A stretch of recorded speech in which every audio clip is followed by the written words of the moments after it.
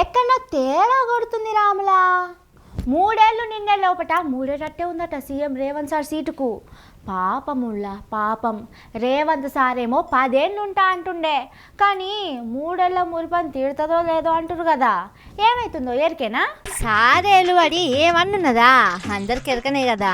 ఇవాళ రేపట్ల దొంగ మాటలు చెబితే ఇంత రానుల దిల్లోళ్ళు రిపోర్టులు ఇచ్చేటందుకు ఎంతమంది లేరు. మహేష్ గౌడ్ సార్ అయితే దస్తాల పేపర్లు, బస్తాల పెన్నులు తీసుకొని రాసి పంపుతుండట. రైతుల తిప్పలన్నీ రాసిండట. బండి భగీరథ వ్యవహారంలో బీజేపీలకు అట్లా సాయం చేసిండు, ఇట్లా సాయం చేసిండు, హోంమంత్రి ఆయనే కాబట్టి కథ నడిపించిండు అని 4-5 పేజీల లేఖ రాసిండట. ఇక జనం ఎట్లా తీరుతుర్రో దినా మనం చూస్తూనే ఉన్నాం కదా. ఆ గొగ్గా తిట్లను కూడా డోసు తగ్గకుండా వాళ్ళకు సమజయ్య భాషలో మాసి పంపుతుండట.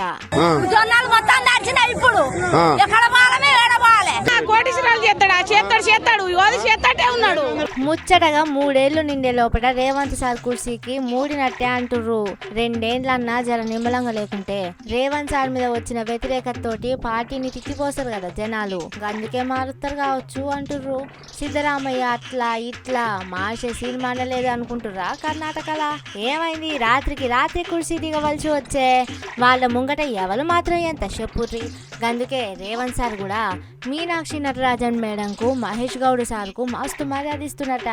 వాళ్ళేం చెప్పినా ఎమ్మటే కావాలి అని ఆఫీసర్లకు కూడా చెబుతున్నట.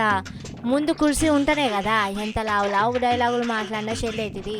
సీఎం పదవి పోతే సార్ ఏం చేస్తాడు చెప్పుర్రి? మళ్ళీ గెలుస్తాడా అనుల్లా? కొడంగల్ అయినా గెలిపిస్తారా రేవంత్ సార్ను? సార్ కూడా ఏదో ఒక ఊరు చూసుకొని సర్పంచ్ పదవికి పోటీ చేసుడు, అటుటైతే వాళ్ళ దోస్తులు చుట్టాలు ఉన్న ఎక్కువ ఉన్న వార్డు చూసుకొని వార్డు మెంబర్కి పోటీ చేసుడు అవుతుంది కావచ్చు అంటారు.